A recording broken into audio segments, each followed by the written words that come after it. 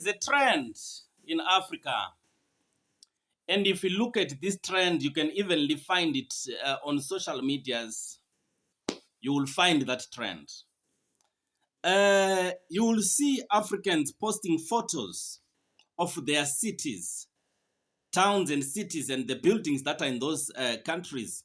You'll see somebody posting and say, look, this is beautiful Nairobi. Look, this is beautiful Cairo. This is beautiful what and so forth. But I always have a question most of the time. In a country where we brag with a beautiful airport, but go and look how many people of the natives people of this country that are able to have an access to such an airport. Let me give it as for Zimbabwe. We can be bragging of a better airport and so forth. But ask yourselves that an ordinary teacher is not able to take a flight from one province to another province. An ordinary policeman, an ordinary soldier can't take a flight from one province to another province. Possibly that this man will get old until he dies and never board a plane. And there are some fancy malls where you go there, there are some restaurants.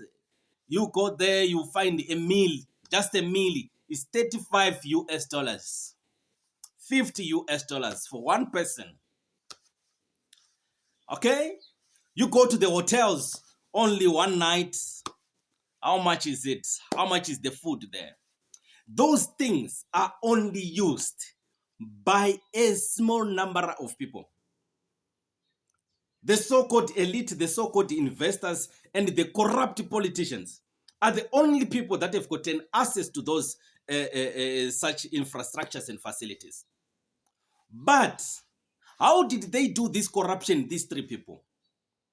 They went to the rural area, to us, whom they call useless, uneducated people, non-civilized.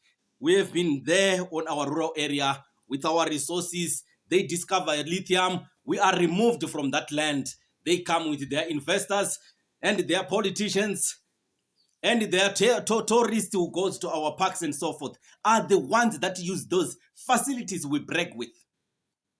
Is it a country that we say we have this, but how many of our people have access to all those things? I have seen right now in Ghana, they discovered lithium. 100 billion investment is going to come from Europe into Ghana.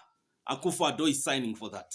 How about our ordinary people? When are we going to equip the African people?